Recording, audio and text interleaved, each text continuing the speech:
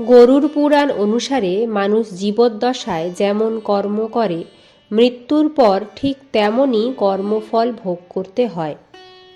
বিশেষ করে কলিযুগে কিছু নির্দিষ্ট অপকর্মের ফল এতটাই ভয়ঙ্কর যে তার পরিণতি সরাসরি নরকযাত্রা, এমনটাই উল্লেখ রয়েছে গরুড় পুরাণে।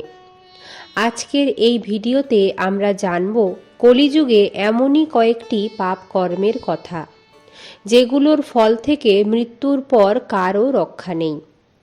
মহর্ষি বেদব্যাসের বর্ণনা অনুযায়ী এই সৃষ্টি 4টি যুগে বিভক্ত: সত্যযুগ, ত্রেতাযুগ, দ্বাপর যুগ ও কলিযুগ।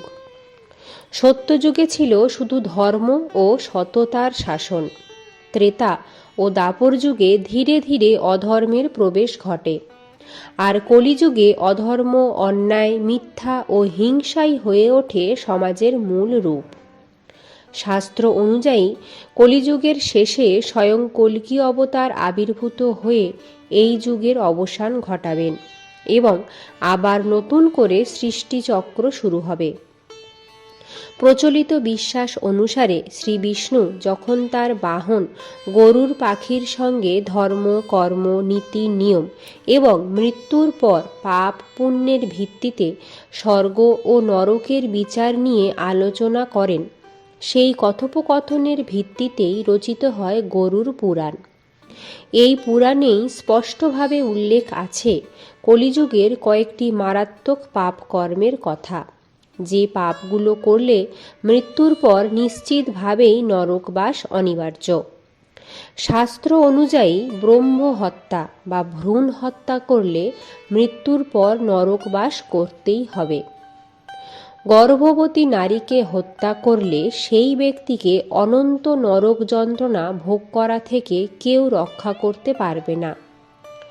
নারীর সম্মানহানি করলে বা এই অপরাধে কাউকে সাহায্য করলে মৃত্যুর পর নরক গমন নিশ্চিত। নিরপরাধ মানুষের বিরুদ্ধে মিথ্যা সাক্ষ্য দিলে তার শাস্তিও নরকবাস।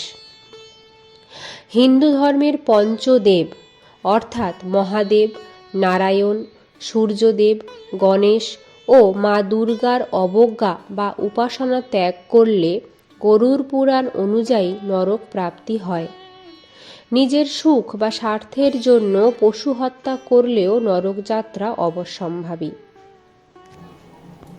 ভিডিওটা ভালো লাগলে একটা লাইক করবেন। এরকম আরও ভিডিও পেতে আমাদের চ্যানেলটি সাবস্ক্রাইব করে পাশে থাকা বেল বাটনটি প্রেস করবেন। আপনারা আর কোন কোন বিষয়ের উপরে ভিডিও পেতে চান আমাকে কমেন্টে লিখে জানাবেন। দেখা হচ্ছে পরবর্তী ভিডিওতে। সবাই ভালো থাকবেন, সুস্থ থাকবেন।